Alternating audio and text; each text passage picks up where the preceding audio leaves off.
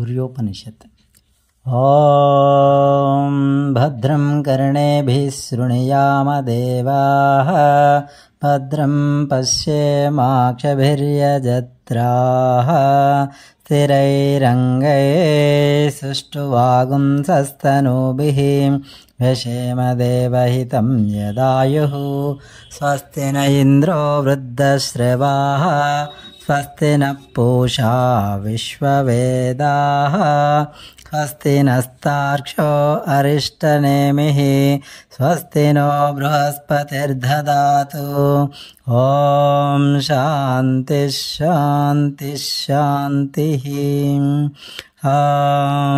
अथ सूर्यातर्वाङ्गिरसं व्याख्यास्यामः ब्रह्मा ऋषिः गायत्री छन्दः आदित्यो देवता हंसः सोऽहमग्निनारायणयुक्तं बीजं हृल्लेखा शक्तिः वियदादिसर्गसंयुक्तं कीलकं चतुर्विधपुरुषार्थसिद्ध्यर्थे विनियोगः। षट्स्वरारूढेन बीजेन षडङ्गं रक्ताम्बुजसंस्थितं सप्ताश्वरदिनं हिरण्यवर्णं चतुर्भुजं पद्मद्वयाभयवरदहस्तं कालचक्रप्रणेतारं श्रीसूर्यनारायणं ययेभं वेद स वै ब्राह्मणः। ॐ भूर्भुवस्वः तत्सवितुर्वरेण्यं भर्गो देवस्य धीमहि धियो यो नः प्रचोदयात्। सूर्यात्मा जगतस्तस्तु षच्च सूर्याद्वै कल्विमानि भूतानि जायन्ते सूर्याद्यज्ञपर्जन्योऽन्नमात्मा। नमस्ते आदित्यत्वमेव प्रत्यक्षं कर्म कर्तासि त्वमेव प्रत्यक्षं ब्रह्मासि त्वमेव प्रत्यक्षं विष्णुरसि त्वमेव प्रत्यक्षं रुद्रोऽसि त्वमेव प्रत्यक्षं मृगसि त्वमेव प्रत्यक्षं यजुरसि त्वमेव प्रत्यक्षं सामासि त्वमेव प्रत्यक्षम् अधर्वासि त्वमेव सर्वं छन्दोसि। आदित्यात् आयुर्जायते आदित्यात् भूमिर्जायते आदित्यात् तापो जायन्ते आदित्यात् ज्योतिर्जायते आदित्यात् व्योमदिशो जायन्ते आदित्यात् देवा जायन्ते आदित्यात् वेदा जायन्ते आदित्यो वा एष एतन्मण्डलं तपति असावादित्यो ब्रह्मा आदित्यो अन्तःकरणमनो बुद्धिश्चित्तहङ्काराः आदित्यो वै व्यानः समानो दानोपानप्राणः आदित्यो वै श्रोत्रत्वक्चक्षुरसनङ्घ्राणाः आदित्यो वै वाक्पाणिपादपायूपस्थाः आदित्यो वै शब्दस्पर्शरूपरसगन्धाः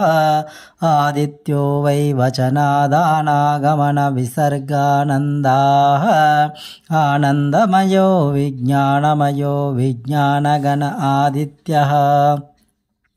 नमो मित्राय भाणवे मृत्योर्मा पाहि प्राजिष्णवे विश्वहेतवे नमः। सूर्यां भवन्ति भूतानि सूर्येण पालितानि तु सूर्ये लयं प्राप्नुवन्ति यः सूर्यः सोऽहमेव च। चक्षुर्नो देवः सविता चक्षुर्न उत पर्वतः चक्षुर्दाता ददातु नः। ॐ आदित्याय विद्महे सहस्रकिरणाय धीमहि तन्नः सूर्यः प्रचोदयात्।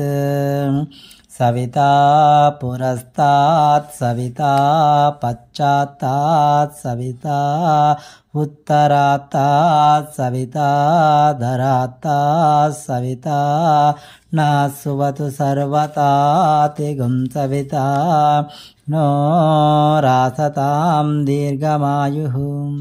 ओमित्येकाक्षरं ब्रह्मा గృణిరితి ద్వే అక్షరే సూర్య ఇత్యక్షరద్వయం ఆదిత్య ఇది త్రీణ్యక్షరాణి ఏతస్యైవ సూర్యాస్యాష్టాక్షరో మనుః యస్సదా హరహర్జపతి స వై బ్రాహ్మణో భవతి స వై బ్రాహ్మణో భవతి సూర్యాభిముఖో జప్త్వా మహావ్యాధిభయాత్ ప్రముచ్యతే అలక్ష్మీర్నశ్యతి అభక్షభక్షణాత్ పూతో భవతి అగమ్యాగమనాత్ పూతో భవతి పతిత సంభాషణాత్ పూతో భవతి అసత్సంభాషణాత్ పూతో భవతి మధ్యాహ్నే సూర్యాభిముఖ పఠేత్ సద్యోత్పన్న పంచమహాపాతకాత్ ప్రముచ్యతే శైషా సావిత్రీం విద్యాం న కించిదపి న కస్మైచిత్ ప్రశంసయేత్ యయేతాం మహాభాగ ప్రాతః పఠతి స భాగ్యవాన్ జాయతే పశూన్ విందతి వేదార్థం లభతే త్రికాలమేతజ్జప్త్వా క్రతుశతఫలమవాప్నోతి హస్తాదిత్యే జపతి స మహామృత్యుం తరతి స మహామృత్యుం తరతి య ఏవం వేద ఇత్యుపనిషత్. ఓం శాంతి శాంతి శాంతి. సప్తాశ్వరతారోహుడు, సువర్ణరూపుడు, చతుర్భుజుడు, కమలముల వంటి కరములు కలవాడు, కాలచక్రమును నడిపించువాడగు సూర్యనారాయణుడు మాకు బుద్ధిబలమును అనుగ్రహించుగాక.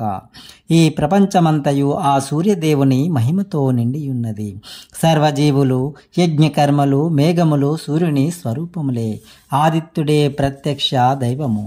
సర్వకర్మలకు సాక్షివైన ఆదిత్య, నీవే బ్రహ్మవు, నీవే విష్ణువు, నీవే రుద్రుడవు. ఋగ్యజుస్సామాధర్వణ వేదములు నీవే. నీవే సమస్త ఛందస్సుల రూపము. నీవే వాయువు, భూమి, నీరు, వెలుగు, సర్వదిక్కులు.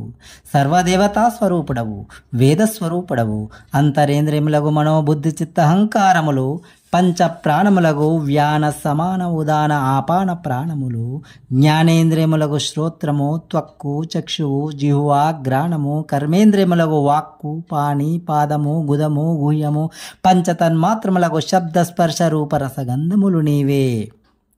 ఆదిత్యుడే సర్వవాంగ్మయ రూపుడు, ఆనందమయుడు, విజ్ఞానఘనుడు. అట్టి భానుడు మమ్ము మృత్యువు నుండి తరింపజేయుగాక. విశ్వదర్శనుడు, సహస్రకిరణుడు, లోకములకు వెలుగునిచ్చువాడు. ముందు వెనక పైన క్రింద అన్ని దిశలందు వ్యాపించి ఉన్న సూర్యుడు మాకు దీర్ఘాయువు ప్రసాదించుగాక.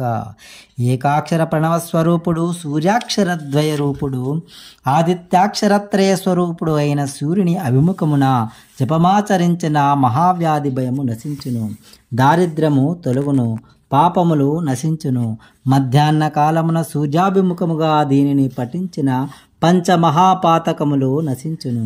ప్రాతకాల పఠనము భాగ్యమును ప్రసాదించి వేద విజ్ఞానము కలిగించును. త్రికాల ఆదిత్యోపాసన 100 క్రతువులు చేసిన పుణ్యఫలము కలగజేయును. మహామృత్యువును సైతం తరింపజేయును. ఓం తత్సత్.